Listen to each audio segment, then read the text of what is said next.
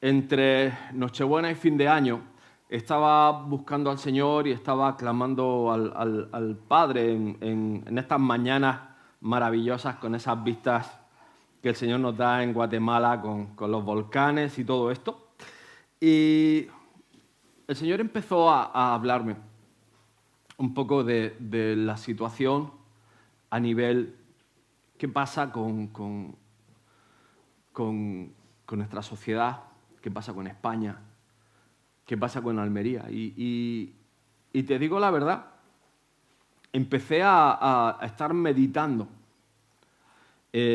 Ahora a final de año, y quizás más en Guatemala que aquí, pero en Estados Unidos también, y hay un montón de proclamas proféticas, donde, y créeme que no tengo nada en contra, pero este año me ha hecho pensar muchas cosas. Y me ha hecho meditar muchas cosas. Y preguntarle al Señor, Señor, ¿cuál es tu perfecta voluntad? Es decir, no quiero simplemente levantarme, coger el primer salmo o coger Segunda de Crónicas 7:14. No quiero empezar a proclamar, el Señor te va a bendecir y te va a ir bien, y va a ser el año de tu restauración, y va a ser el año de tu restitución, y va a ser el año que Dios te va a multiplicar, y va a ser el año que Dios te va a dar 4 negocios, y va a ser el año que... patatín, patatán. No tengo nada en contra de eso. Pero siento de parte de Dios que no es lo que Dios nos está llamando. ¿Y por qué digo esto? Porque cuando el Señor empieza a hablarme a través de este Salmo 132. Os di una pequeña cápsula de apenas 5 minutos, espero que la hayas escuchado y espero que te haya bendecido. Y espero no reiterarme mucho. Pero dentro de este Salmo, el Señor empezó a hablarme y quiero compartírtelo. Dice el versículo 1 y 2, acuérdate, oh Jehová, de David y de toda su aflicción, y de cómo juró a Jehová y prometió al fuerte de Jacob. Lo primero que me llama la atención es decir, ¿cuál era la aflicción de David? ¿O cuál era el sufrimiento? La aflicción al final es estrés, sufrimiento. ¿Cuál era la carga de David? Y si te vas al principio, cuando David llega al enfrentamiento con Goliat, yo veo que David dice, pero ¿quién es este incircunciso? ¿Quién es este que se levanta en contra del pueblo de Israel? Está pasando una temporada donde Israel está siendo oprimida por los filisteos. Son casi esclavos. El arca había sido quitada. O sea, es decir, el arca del pacto había sido llevada por los filisteos. Los filisteos se habían levantado y estaban enseñoreando a Israel. Y precisamente ahí es donde digo, David se levanta, pero se levanta en el nombre del Señor. David se levanta por su nación, David se levanta por su pueblo, se levanta por su padre, por sus hermanos, David se levanta por todo el reino y David se levanta por una libertad, por la promesa que Dios había hecho a su tatarabuelo o bisabuelo o superabuelo, Jacob. Y habla del fuerte de Jacob. Y tenlo claro, el fuerte de Jacob no es otro que el mismo que combatió con Jacob hasta rayar el alba. El mismo que cambió la manera de caminar a Jacob, el mismo que doblegó la persona de Jacob, y no solo la doblegó, sino que le cambió el nombre y le puso su nombre Israel. ¿Qué quiere decir esto? Que esa promesa tenía un carácter de eternidad. Había algo escondido, había una verdad escondida. Dios muchas veces tiene verdades escondidas a través de la palabra que nos van a llevar a otro nivel cuando empezamos a hacer memoria de ellas. Por eso dice, acuérdate, oh Jehová, de David y de toda la aflicción. La aflicción de David no era pobrecito, jovencito que estaba solo en el desierto con las ovejas. La aflicción de David era por su nación, era por su pueblo. Y él se acordó del fuerte de Jacob.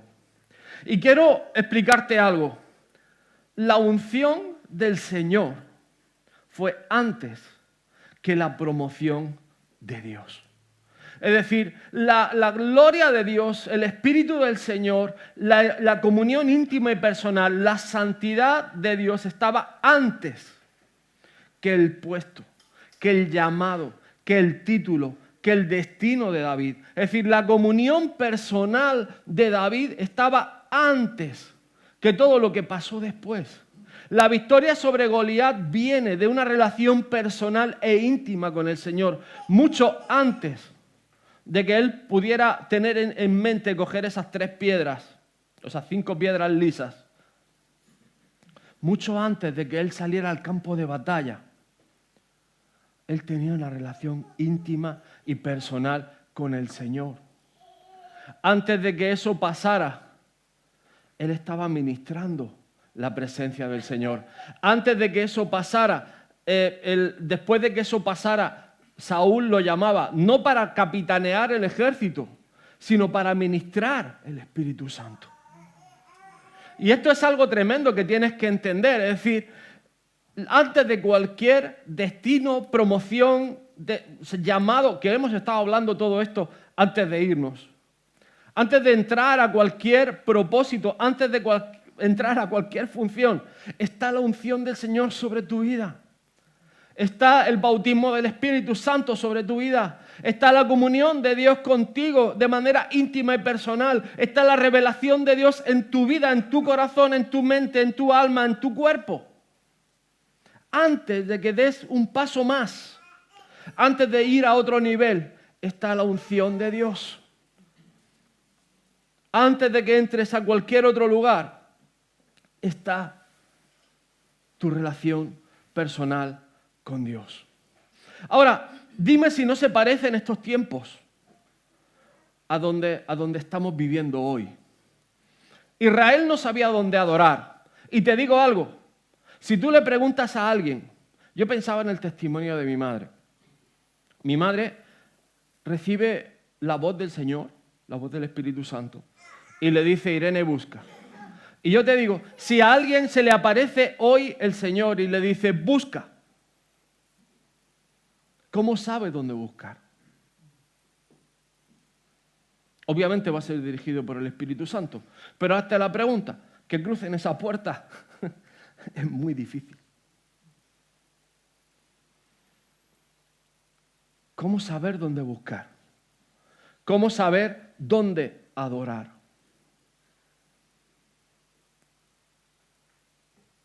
Ayuda social hay mucha. Y probablemente mejor que la que nosotros podamos dar. La Cruz Roja funciona mejor que la Iglesia. Cáritas funciona mejor que la Iglesia. Los comedores sociales del ayuntamiento funcionan mejor que la Iglesia.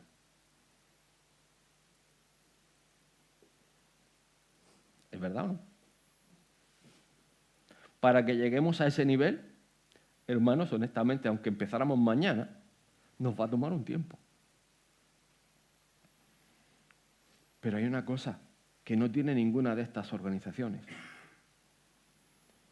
que es la unción de Dios, la comunión con el Espíritu Santo, la relación personal con el Señor y lo más importante, el perdón de pecados. Si algo diferencia el ministerio de Jesús sobre cualquier otra persona, es que le decía a aquellos con los que se encontraban, tus pecados te son perdonados. Y los fariseos y los escribas se preguntaban, ¿quién es este que perdona los pecados? Pues no es otro que el Hijo de Dios. Pero para eso hay que estar bajo la unción del Espíritu Santo. Para ser dirigido, para ser guiado, para encontrar a esas personas claves que han recibido un llamado, una voz en su corazón, en su mente, que todavía no saben lo que han escuchado.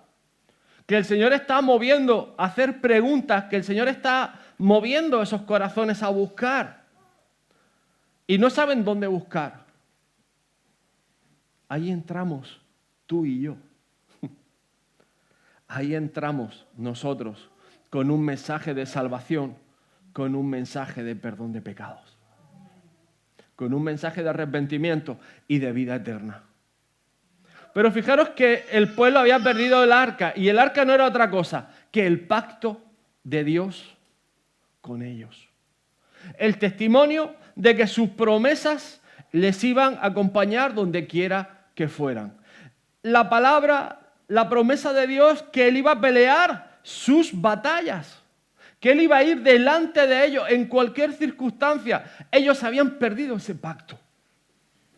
Y hoy vamos a hablar de eso, vamos a hablar de pactos. Y espero que nosotros no perdamos el nuestro. Porque si perdemos el pacto, hemos perdido la identidad.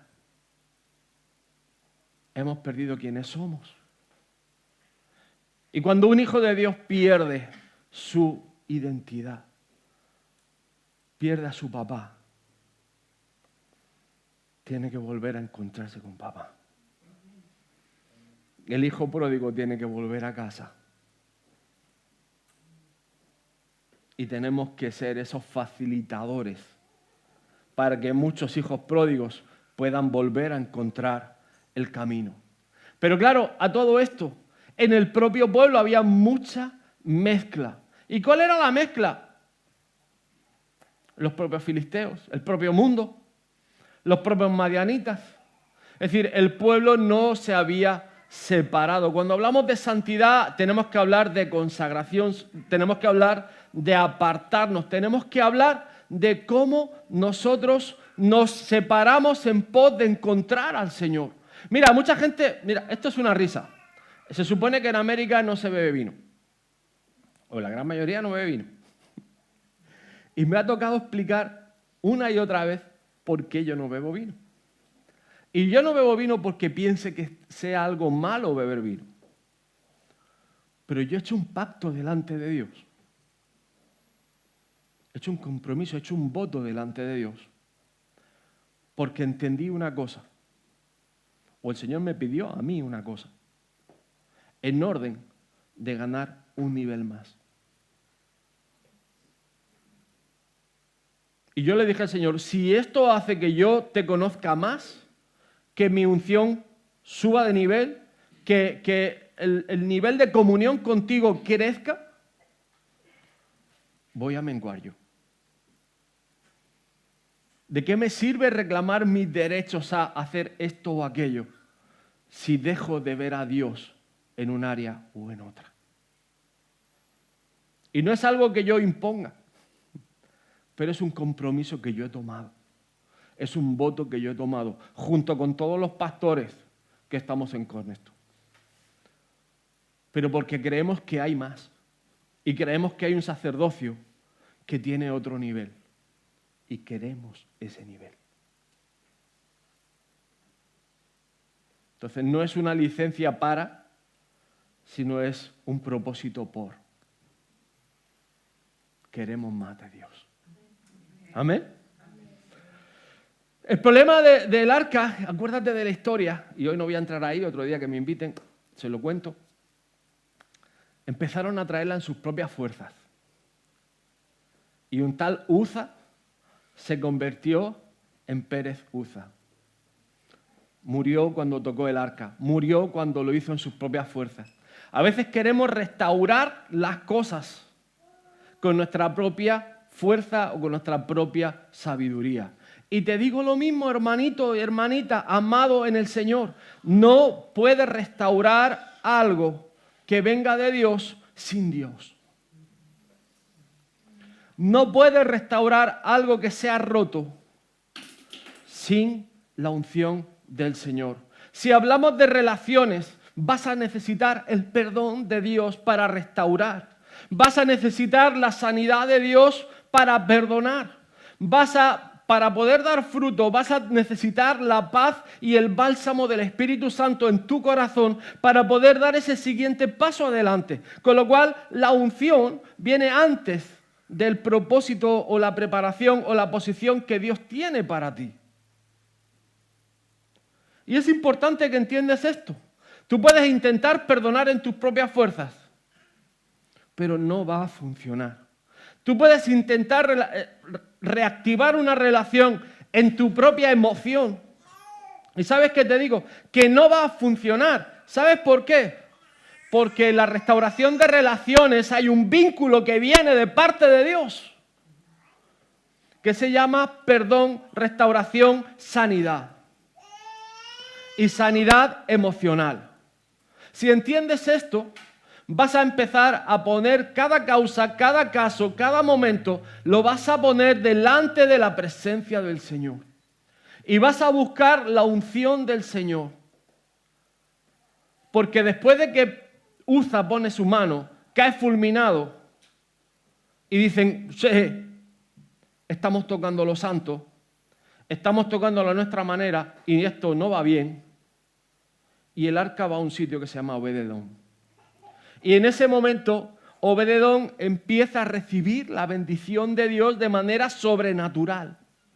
¿Pero por qué? Porque Obed-edom le da el centro de su casa, de su vida, de su familia, a la presencia del Señor. Para que lo entiendan evangélicos del 2023. ¿Dónde está la tele? Ahí estaría el arca.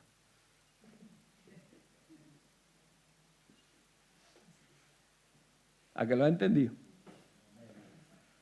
En el mismo sitio donde está la tele, ahí estaría el arca. En el centro de tu casa. En el centro de sus vidas. Y en el momento que la unción del Señor empieza a inundar ese hogar, la bendición de Dios empieza a derramarse. A tal punto que la bendición se expande hacia los lados, de arriba abajo, a los vecinos, por todos los lugares. Empieza a verse la bendición. ¿Y qué pasa en Obed-edom? ¿Qué pasa? Que la presencia de Dios estaba en medio de esa casa. La unción de Dios precede a cualquier posición, a cualquier llamado, a cualquier don de Dios. La unción es la presencia tangible, real, de que hay una comunión con el Espíritu Santo. Sin la unción estamos fritos. Somos un club social y además de los malos.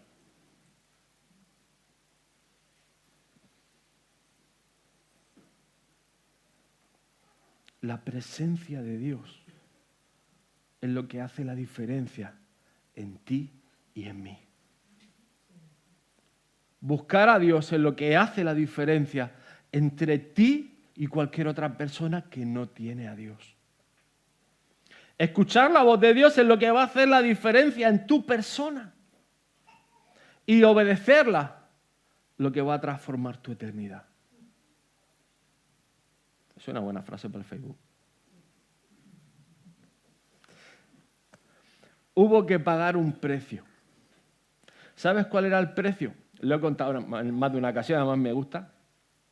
7 pasos. Y había un sacrificio. 7 pasos. Había un sacrificio.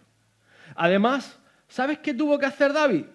Tuvo que retomar a los sacerdotes y decirle, mira, te tienes que vestir con el efod de lino. Y hubo que santificar a los sacerdotes otra vez. Hubo que decirle a los levitas lo que tenían que hacer otra vez. Porque aunque lo sabían, no lo estaban haciendo. ¿Te suena?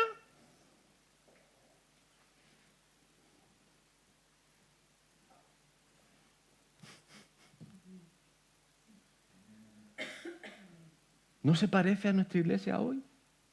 Me refiero a en el mundo. Aunque lo sabían, no estaban ejerciendo el sacerdocio. Y David tuvo que decir, no, hay que vestirse de lino. Cada 7 pasos un sacrificio. ¿Tú crees que desde Obed-edom hasta la Jerusalén, tú crees que eso fue algo sencillo? ¿Algo que no tenía valor? Cada 7 pasos. 1, 2, 3, 4, 5, 6, 7. Sacrificio.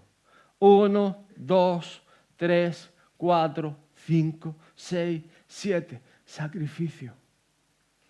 Y no era cualquier sacrificio. No pienses que mataban ganado por ganado. No. Lo mejor, sin mancha, perfecto, sacrificio delante de Dios. Hubo que pagar un precio. Pero es que encima tú y yo corremos con una ventaja. Que ese precio lo pagó Cristo Jesús. Pero no te olvides que no fue cualquier sacrificio. Hablamos del mejor sacrificio que nada ni nadie haya podido realizar jamás. Porque es un sacrificio perfecto. Por lo cual, cuando nosotros hacemos algo para Dios, cuídate e intenta que sea lo mejor. Intenta que sea perfecto delante del Señor. Que tu ofrenda no sea la sobra, sino que sea una ofrenda perfecta. Que cuando hagas algo para el Señor, que sea con un celo santo. Y aquí es donde entra David: no entraré en la morada de mi casa, ni subiré sobre el lecho de mi estrado, no daré sueño a mis ojos, ni a mis párpados adormecimiento, hasta que haya lugar para Jehová, morada para el fuerte de Jacob. A diferencia de nosotros, la morada de Jehová ahora somos tú y yo, porque somos el templo del Espíritu Santo. Pero tenemos una función, tenemos un llamado de parte de Dios. Más que hacer eventos, más que ser una ONG, el Señor solo nos ha mandado a hacer una cosa. Solo hay una gran comisión, no hay más, hay una, que se llama ir y hacer discípulos.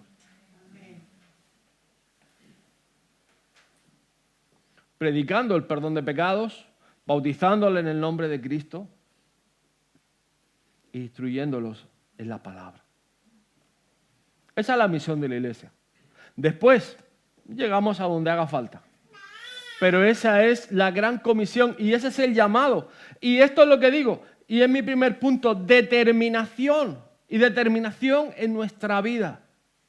¿Qué voto, qué compromiso, qué nivel de trato tienes tú con el Señor?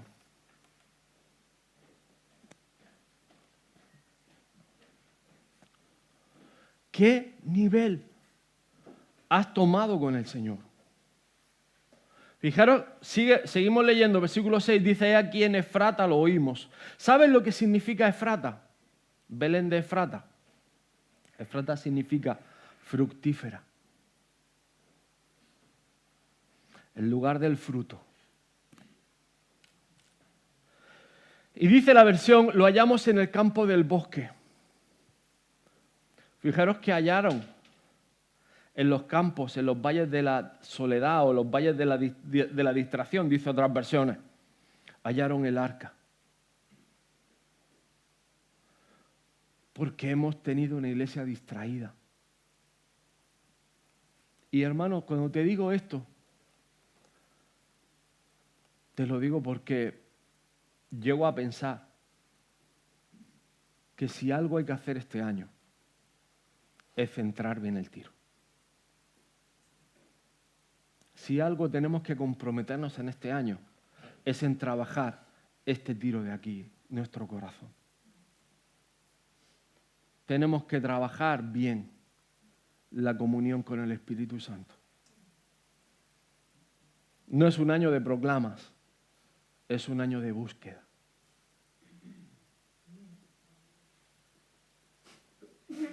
Es un año donde tú te encuentres con el Señor y salgas renovado, salgas cambiado. Por eso dice: entraremos en su tabernáculo, nos postraremos ante el estrado de sus pies. Levántate, oh Jehová, en lugar de tu reposo, tú y el arca de tu poder. Es decir, tú y el pacto, el compromiso, la unción, tu presencia. ¿Qué era el arca?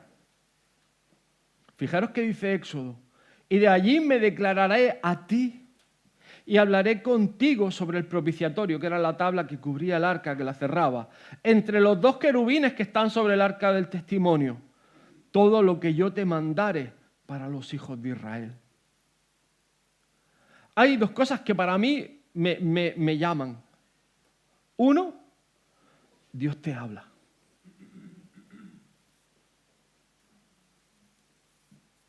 Y cuando Dios te hable, píquele.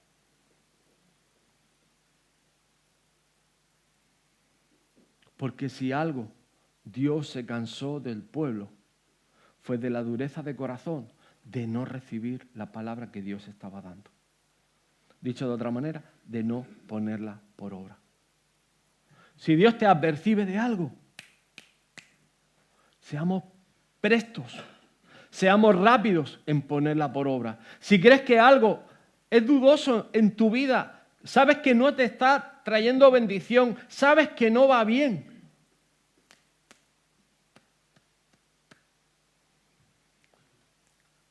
no lo juegues. No le des lugar al diablo.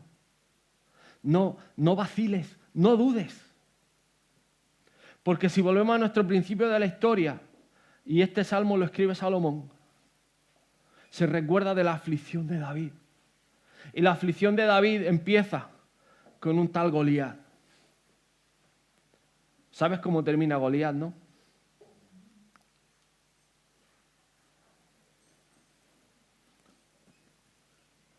Muchos de los problemas, muchos de los pecados, solo se acaban con determinación. Determinación. ¡Pum! Y ya está. Decisiones. ¡Pum! Y si no puedes tomarlas solo, pide ayuda, hermano. El hombre no está diseñado para estar solo. Pero determinación, es decir, no podemos estar jugando con esto. Porque dice el 9:10, tus sacerdotes se vistan de justicia. ¿Y qué es la justicia? Las obras justas de los santos. Y se regocijen tus santos, es decir, va a haber gozo por vestirnos de la justicia de Dios. Por amor de David tu siervo, no vuelvas de tu ungido el rostro. Es decir, ¿por qué volvería el rostro el Señor de ti y de mí?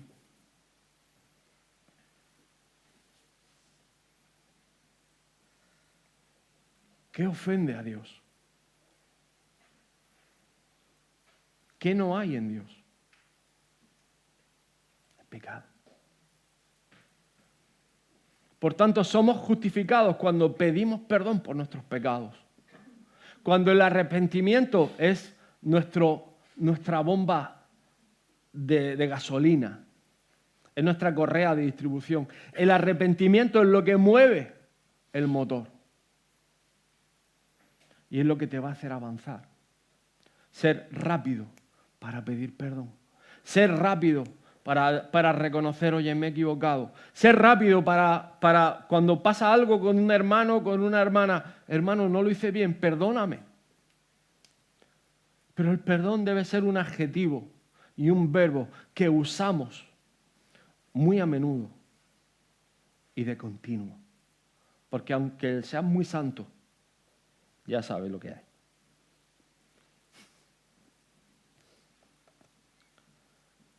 Qué feo sería que el Señor volviera al rostro de nosotros. Fijaros que Salomón lo explica de otra manera. Dice, oh Jehová Dios, en 2 de Crónicas 6, 41, 42. Levántate ahora para habitar en tu reposo. Tú y el arca de tu poder, oh Jehová. Dios, sean vestidos de salvación tus sacerdotes y tus santos se regocijen en tu bondad. ¿Cómo recibimos la salvación? Por el perdón de pecados. ¿Cómo te vistes de salvación? Con el arrepentimiento y el perdón a diario. ¿Cómo entramos en el reposo? ¿Cómo entramos en la bondad, en el gozo del Señor? Esta semana de la SUO va a ser el gozo del Señor. Pero ¿cómo entras en todo esto? Viene por el arrepentimiento, la paz, viene por el perdón de pecados, viene por recibir la salvación y viene por algo sobrenatural que ha sido el milagro de Cristo Jesús en la cruz del Calvario. Y le pide, Jehová Dios, no rechaces a tu ungido, acuérdate de tus misericordias para con David tu siervo. Y es que David había hecho una promesa al Señor. No voy a descansar. No voy a dormir. No voy a parar. No voy a descansar hasta que tu pacto entre en su reposo. Hasta que tu presencia esté conmigo. Hasta que tu comunión conmigo sea así. No voy a entrar hasta que yo pueda sentarme en el trono y tu presencia esté a mi lado. Y lo cumplió. Porque si algo tiene el tabernáculo de David es que no había velo. ¿Y sabes lo tremendo? Que la justicia del rey, es decir, cuando el rey juzgaba al pueblo, la presencia de Dios estaba delante. Es decir, no había mentira, no había engaño, había juicios justos. Lo bueno era bueno, lo malo era malo, y había una verdad que gobernaba la nación e hizo prosperar la nación, hizo que el pacto, la promesa de Dios fuera eterno, y era porque David reinaba delante de la mera presencia de Dios, y eso cambiaba el presente y el futuro de toda una nación. Y ahora te digo, hermanito, hermanita, amado en el Señor, esto es real en tu vida y en la mía hoy. Esto se puede hacer. Esto lo puedes vivir. Esto es nuestro challenge, como dicen los tiktokeros. Vivir el Salmo 132. Vivir un pacto. En verdad juró Jehová a David y no se retractará de ello. Escucha, de tu descendencia pondré sobre tu trono. Si tus hijos guardaren mi pacto y mi testimonio que yo les enseñare, sus hijos también se sentarán sobre tu trono para siempre, porque Jehová ha elegido a Sión, la quiso para habitación para sí. Este es para siempre el lugar de mi reposo. Aquí habitaré, porque la he querido. Y hay una promesa. Cuando tú te comprometes y enseñar a tu descendencia, ese es tu primer discípulo. Y hoy, más que nunca, yo me di cuenta, ese es nuestro primer discípulo, nuestra primera discípula. Enseñar a nuestros hijos en los caminos del Señor. Ser ejemplo, ser una palabra, ser una verdad, un testimonio firme que refleja a Jesús. Y te digo algo, me da igual el trasfondo que hayamos tenido, porque David no tuvo el mejor padre. De hecho, Isaí no era precisamente el más amoroso. Pero quiero que entiendas esto. Cuando hablamos de que David toma el compromiso, después de que David había pecado con Betsabé, después de que había matado a Urías, después de que había hecho y había pagado un precio muy alto, toma con Betsabé una tarea, un propósito, y es: vamos a formar a Salomón como rey de Israel. Vamos a enseñar a este niño con proverbios, con salmos, vamos a enseñarlo en la palabra, vamos a instruirlo en el temor de Dios, vamos a formarlo. Y de hecho, cuando de joven accede al trono y tiene 18 años, el Señor se planta y le pregunta: pídeme lo que quieras. Y ella hace la mejor elección. Y no es casualidad, es discipulado. Eso no es que se le ocurrió. Había sido formado por su papá y por su mamá. Y le pide sabiduría. Y aquí viene el secreto de todo. Y por eso no voy a hacer ninguna proclama este año, ni el que viene tampoco. Porque si tú pones la palabra de Dios por obra, la bendición de Salomón fue más grande que de ningún ser vivo aquí en la tierra. No hubo nadie mejor vestido que Salomón.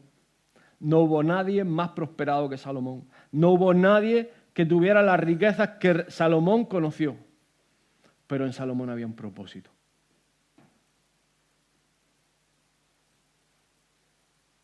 ¿Me entiendes?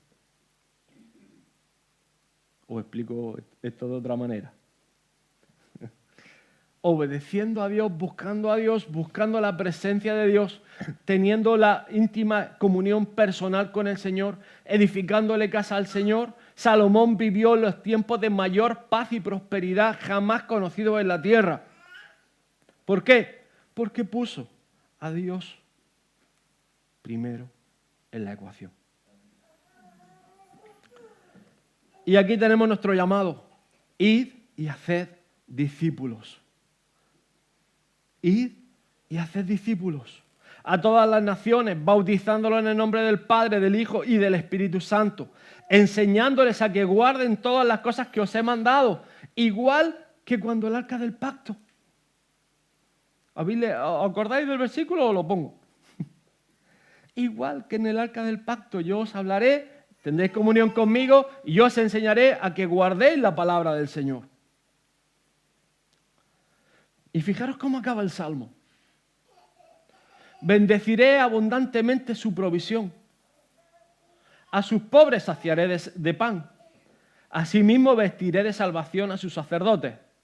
Y sus santos darán voces de júbilo. Allí haré retoñar el poder de David.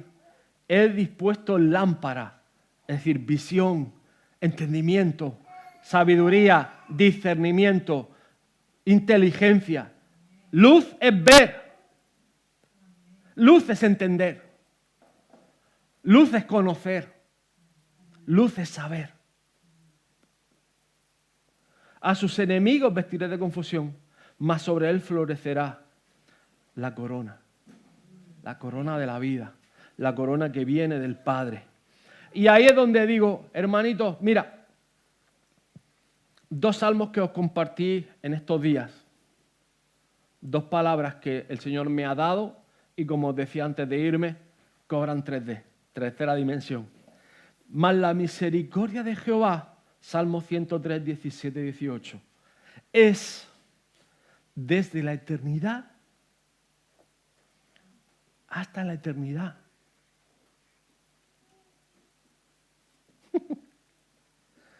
Te lo voy a explicar.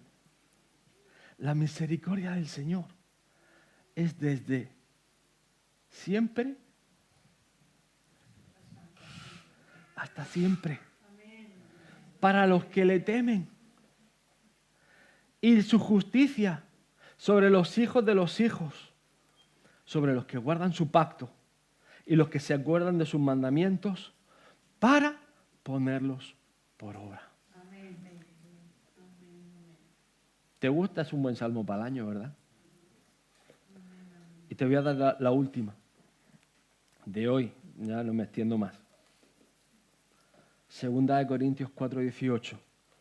No mirando nosotros las cosas que se ven, sino las que no se ven.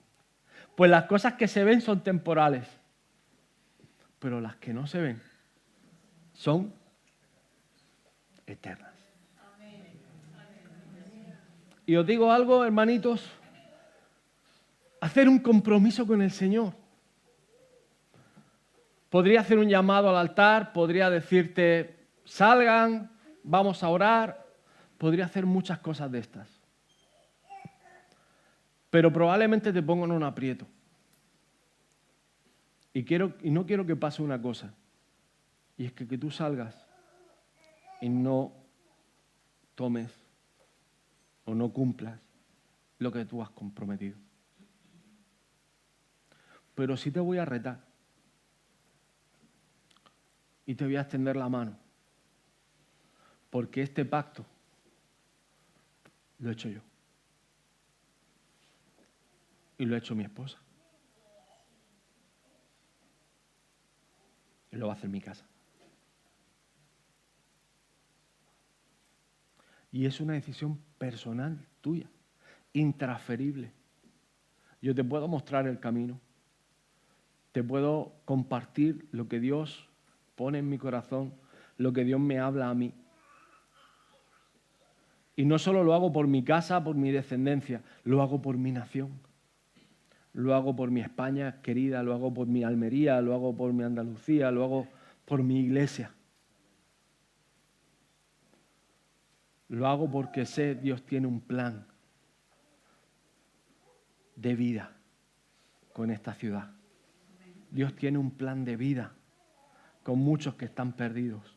Dios tiene un plan de vida con tantas y tantas personas que necesitan saber cómo llegar al Padre. Pero para eso,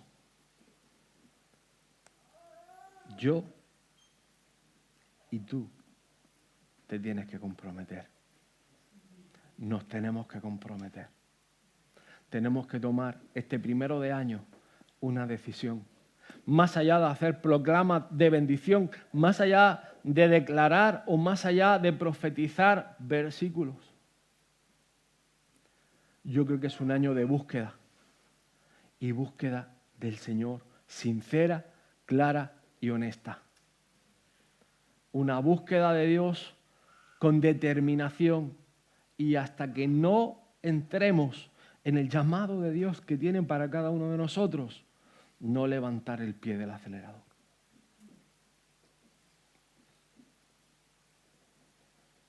Eso es algo que Dios nos está jalando la pita.